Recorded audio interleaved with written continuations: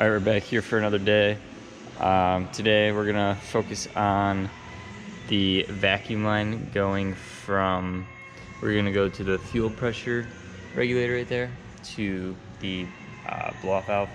And then we're gonna double check the wastegate vacuum line, make sure that's all set up. And finish up the cooling system, filling it with air, using a vacuum to get all the air bubbles out of there.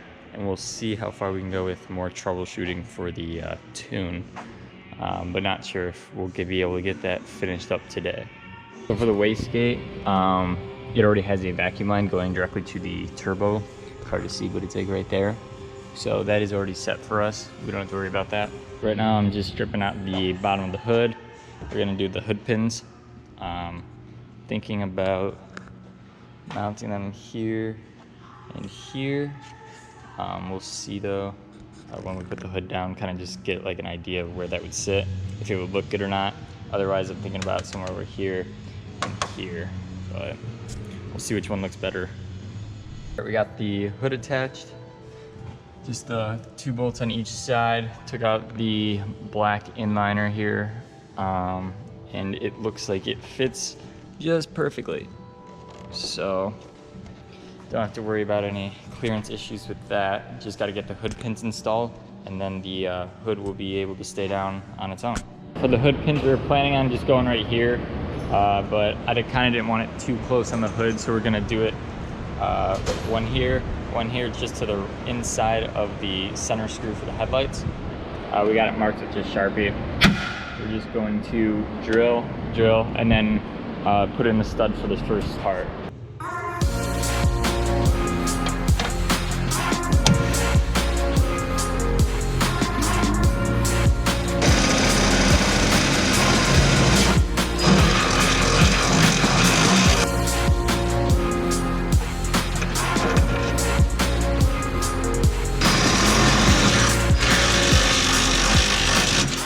We drill out the 2 holes here.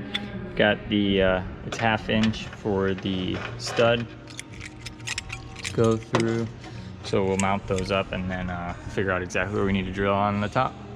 So I marked the top of these studs with white paint, and then we close the hood. We got a little mark there, and now we will just drill through here, drill through there, and then see if that lines up good. We did a small drill bit to start off with. You see when we close it here, through the hole, lines up there. So we'll do the 1/2 inch drill bit, and then hope it goes through. We have a little bit of play allowed, so we got this little plate that'll kind of cover any mistakes, so that's also a huge plus.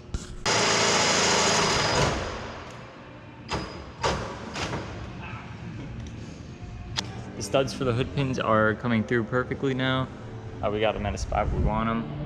And then I marked the 4 holes that are on the metal sheet to kind of like hide the imperfections. So I'm gonna tap those out and drill them real quick.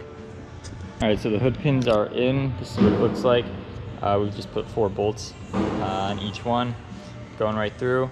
It's nice and secure, and it actually doesn't look too bad. Kind of like it.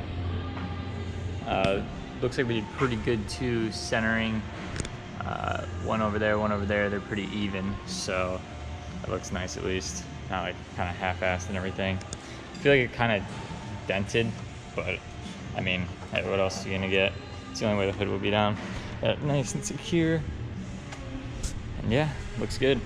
So wrapping up for today, I got the hood pins installed. They fit pretty nicely, fits nice and flush on the top, looks good. We're gonna get a piece to connect this to the vacuum line, and then get a tune on here and finalize all that. Ran into a problem with the fuel. We're getting way too high pressures going in. So we're getting over 100 on the reader over here. So we decided to bypass the dampener. It's hard to see in here, but it's this piece right here. It's right where your inlet goes.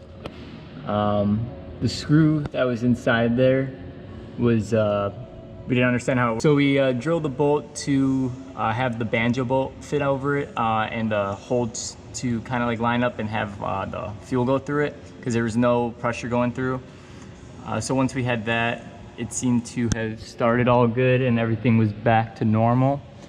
Right now we have a small oil leak coming from the front over here. We're not sure if it's the front main seal or if it's the sensor right here. You can kind of see it's a little wet right there. So hopefully it's just that. And then we're trying to bleed the cooling right now.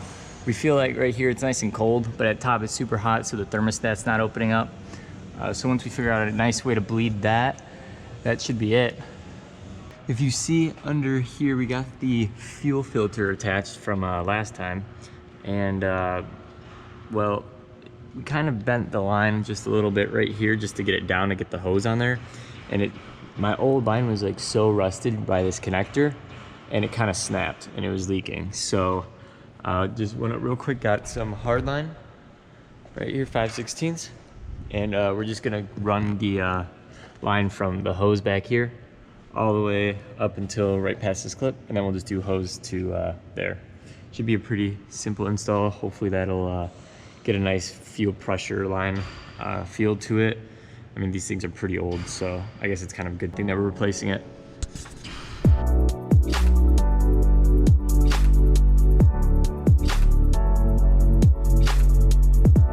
So I got the old line out. I'm gonna put the new line in, make sure that it's the right diameter, everything can fit inside these nice clips, and then connect it right to the back there. Cut it where I want it to, and then just use the rubber hose right here. We diagnosed the issue with the tuning, wiring specialties on the gray connector in here. Connected the harness wrong, so we just had to go out. We had to switch a wire. It was on like input 6 or output 6, and then we needed it to be like output 1. They just had the wiring messed up on there, so luckily that wasn't a hard fix. It was just something like nice and easy, just kind of frustrating to troubleshoot. That fixed our tuning issue. The car starts in idles, and the base map allows us to drive. We had it double checked by a tuner as well. They said it's safe to drive on the street, and we just need to do some final tuning down the road if we're gonna do like wide open throttle. So I got the new fuel lines connected, or the new fuel line I should say. I'm gonna go ahead and turn the key, have the fuel pump go, and hopefully nothing leaks. Oops, I think we might have a leak right here. Yeah, it looks like we got one. So just gotta tighten that clamp up a little bit more and we should be good. I just had to tighten this clamp all the way here. I forgot to take these off, so that's kind of annoying me, but whatever. If it makes noise, I'll just tape them. But yeah, so right here, it was just a little leak. Just tighten that up, and that was that. Back here is all good. We didn't put a flare on this end because it was just really hard to get in the tube, and I didn't want to like damage the tube because that looks like a pain to get to, and I'm not about to do that. So we just double clamped it. It's doing good. We took out the old brake line kit. I have a Chase Bays kit going for my handbrake, so we don't need that, and it was just kind of an extra thing. I'm just gonna leave that because I don't want to, up here it's a little too rusty for me, so that is good. All right, little update on the car. The fuel lines just got squared away. Currently I'm down the street from the shop. Took it out just for a quick test drive to make sure everything was good. Everything seemed to be working fine, so that's good news. And then currently I am on the way to drive it home. As I mentioned in the intro video, thank you to Blackdog SpeedShop for letting me work on the shop, or work in the shop with this. It's been a huge help. Wouldn't have been able to do it without them. And thank you to my dad for everything. He's put a lot of time into this and help, so I really appreciate it. Everything's done with it besides the final tune. We just need to get that tune done before Friday, and then I can rip it for drifting on Friday night. Super excited to have it done. This is gonna be the final video for the series of the build, but I'll keep continuing making videos for when I go drifting, and then I'm planning on doing a video on the entire chassis setup, so like suspension, what I have done inside, all my setup, and then even in detail like my settings for my dampening, for my ride height, and then all the technical stuff. So that should be a fun video when I get around to that, hopefully in a couple weeks. But yeah, there'll be some drifting clips thrown in. And yeah, so stoked to have this done. It's been a very long time. I learned a lot. Literally came from like basic knowledge, just research, to actually doing hands-on. And let me tell you, this is the best way to possibly learn, just diving head first. So super excited, and can't wait for more uploads.